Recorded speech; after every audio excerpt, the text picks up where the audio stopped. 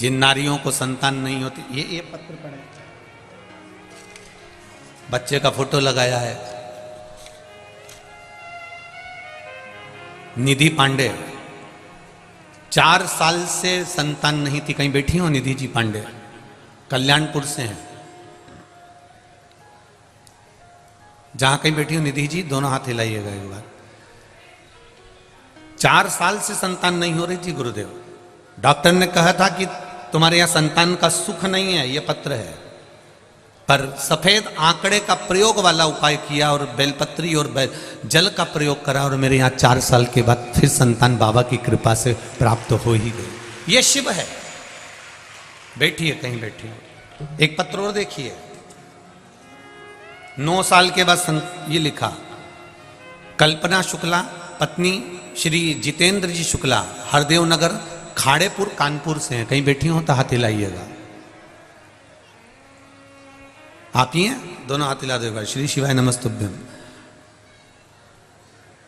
5 साल संतान नहीं हुई, ये पत्र में लिख रही हैं।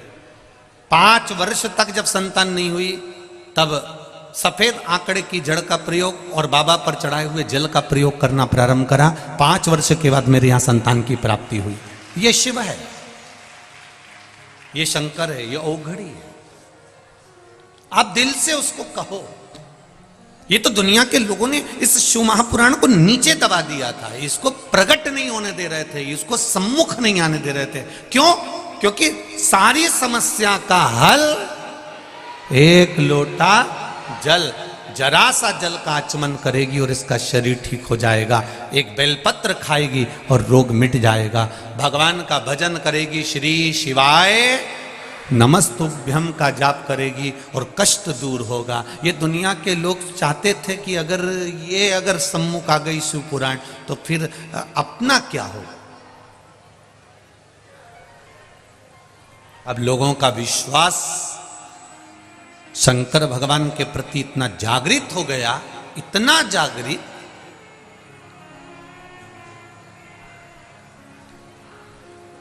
अभी कल की या परसों की बात है, एक बूढ़ी अम्मा चली आ रही, पुलिस वालों ने, जितने भी पुलिसकर्मी लगे हुए थे, उन्होंने उसको रोका, फिर भी वो तो अंदर घुसी आई। मेरे को तो स्टेज पे ही जाना है, 80 साल की होगी, फिर भी पुलिस जवानों ने उसको रोका। अभी कथा चल रही है, बाद में मिल लेना। वो अम्मा पीछे पड़ गई, तुम्हें मिलवाना पड़ेगा। पुलिस के जवानों ने उसको रोक कर रखा। कथा समापन हुई। जाते जाते हम गाड़ी से जब उससे मिले तो उस मां के शब्द थे, एक शब्द उस मां का बहुत सुंदर था कि गुरुदेव, पहले सब फ्री बैठे रहते थे तो सब झगड़ते थे, जब से शिवपुराण टीवी पे आने लगी है सब व्यस्त हो गए, इसलिए मैं आपसे मिलने के लिए आई। उसकी माता का प्रेम देखिए, बड़ी खुशी, बड़ी आनंद था उस बूढ़ी माँ की। 80-82 की होगी और ज्यादा की हो सकती है। उसका प्रेम आत्मिक।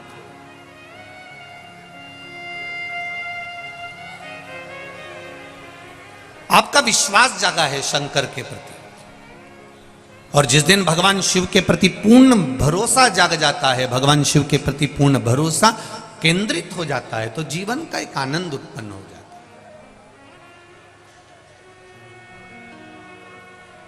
आप शंकर के हो गए, शंकर आपके हो गए। आप जरा विचार करिए, शिव जी का एक नाम महामृत्युंजय है, जो मृत्यु पर विजय प्राप्त करता है,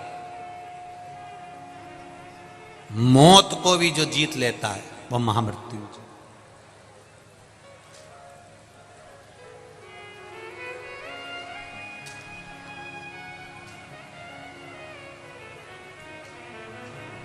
किसी ने पूछा, गुरुदेव, इतनी कोरोना महामारी में मौतें हुई हैं, उस समय पर देवाधिदेव महादेव भगवान शंकर, कई लोगों ने अपने पुत्र के लिए, कोई ने अपने पति के लिए, कोई ने अपनी पत्नी के लिए, कोई ने अपने बेटे के लिए, कोई बेटी के लिए महामृत्युंजय का अनुष्ठान भी करवाया, पूजन भी करवाया।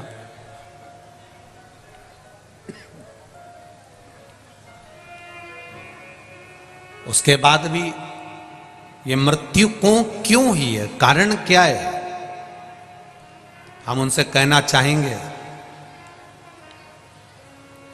शादी में जाना रहता है तो पहले से तैयारी करना पड़ती है। बोलो री जीजियो, सही है कि गलत है? तुम्हारी बहन के घर शादी में जा रहे हो तो आपको कम से कम 2 घंटे 3 घंटे, आप मत करो 4 दिन पहले तैयारी, पर 2-4 घंटे पहले तो करोगी कि बैग में सामान रख दूं, साड़ी रख दूं, सामान रख दूं, उसको देने के लिए लिफाफा रख दूं, उसको देने के लिए कपड़ा रख दूं, उसकी साड़ी रख दूं, उसका सामान रख दूं। कथा में आने से पहले तुमने तैयारी करी है। 9 बजे कथा चालू होगी, 5-6 बजे से घर से निकली हो, इतनी जल्दी तो तुम जिंदगी में कहीं नहीं गई होगी।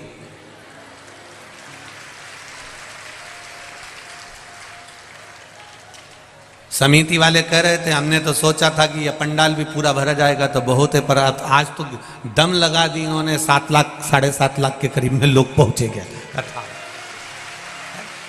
जरा विचार करिए, कड़कती धूप, दोपहर का समय,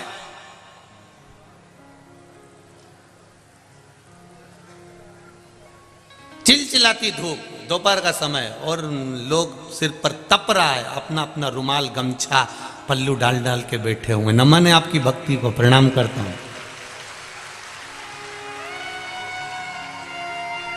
पर ऐसी समिति को भी नमन करता हूं जो लोग रोज इतनी धूप पड़ने के बाद भी टेंट नहीं लगा सके। आपकी समिति को भी नमन करता हूं।